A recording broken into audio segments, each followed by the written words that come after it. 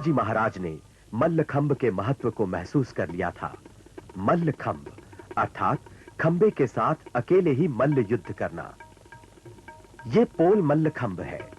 यहां हाथों पर दबाव डालकर शरीर को साधा जाता है। प्राचीन काल में शारीरिक जरूरतों को पूरा करने के लिए तथा विविध प्रकार के दांव पेच सीखने के लिए चाहे कोई गुरु या शिक्षक हो या न हो, तब अकेले ही इसे करने से मनुष्य इस कला में निपुण बनता था। इसके करने से हाथ और कंधे मजबूत बनते हैं, पैरों को ताकत मिलती है और पेट को भी बल मिलता है।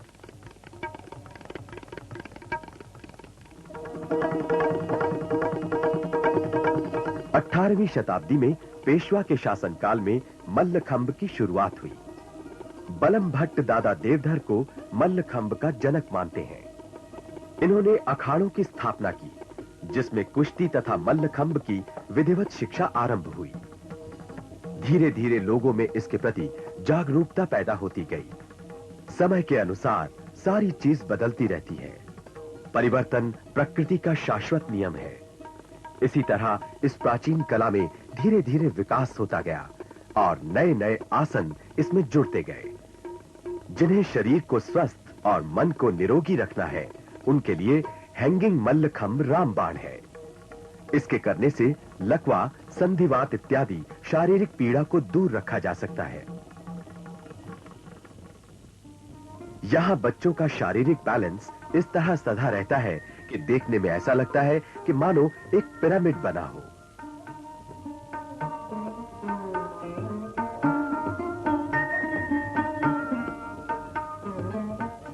प्राचीन समय में रस्सी के बजाय बैत के सहारे से यह मल्लखंब किया जाता था। इसे पुरुष ही करते थे। धीरे-धीरे लड़कियों की इस कला की ओर रुचि जागृत हुई तो बैत के स्थान पर रस्सी का प्रयोग किया गया, जिसके सहारे उन्हें शरीर संचालन करने में सुविधा मिलने लगी। इसे करने से शरीर में एक लोच पैदा होती है। बीमारियों से लड़ने में शरीर सक्षम होता है। स्त्री तथा पुरुष के शरीर की बनावट में भिन्नता के कारण स्त्रियों के लिए यह मल्लखंब अत्यंत लाभकारी है। प्रसव के समय की होने वाली असहनीय पीड़ा को झेलने के लिए उन्हें मदद मिलती है और लंबे समय तक उनका यौवन बरकरार रहता है।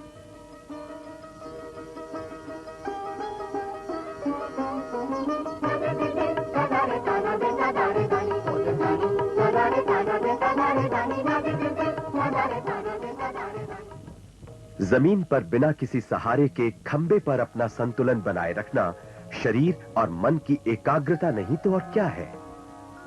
मनुष्य में अगर सच्ची लगन हो तो मंजिल उसके कदम चूमती है। ऐसा ही कुछ यहां इस मल्लखंब में नजर आ रहा है। देखने में ऐसा लगता है कि जैसे कोई जादू के जोर पर यह सब कर रहा हो। इसमें शरीर का पूरा भार शरीर के मध्य में लाकर मल्लखंब के ऊपर रखा जाता है और शरीर मल्लखंब के साथ-साथ एक ही गति में घूमता रहता है।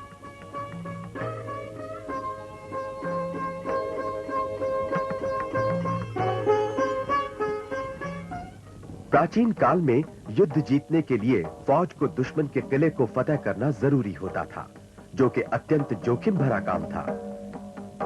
दुश्मन के किले अत्यंत दुर्गम, बीहड़ और पहाड़ी स्थलों पर बनाए जाते थे।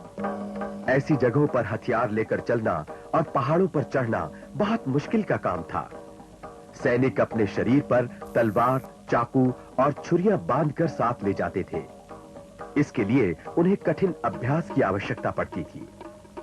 इस मल्लखंब में अपने मन को एकाग्र कर अपने शरीर को इन औजारों से घायल होने से बचाना पड़ता है।